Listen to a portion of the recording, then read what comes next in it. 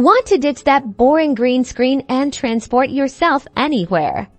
Let's unlock the magic of Chroma Key in Capcut PC in just a minute. First, import both your green screen footage and your desired background image or video into Capcut. You can simply drag and drop them into the project panel.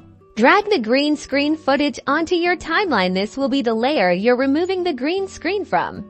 Now, drag your background image or video onto the timeline as well, placing it below your green screen footage layer. This will be what replaces the green. Select the green screen footage on your timeline to activate its editing options. Navigate to the top right panel and click on Cutout. Select Chroma Key. Now, use the color picker tool to select the exact green color in your video preview that you want to remove. Adjust the strength slider until the green screen completely disappears and your background image becomes visible. Be careful not to introduce unwanted transparency to your foreground subject. Use the shadow slider to fine-tune the edges and blend your subject seamlessly with the new background. Experiment with small adjustments until it looks natural.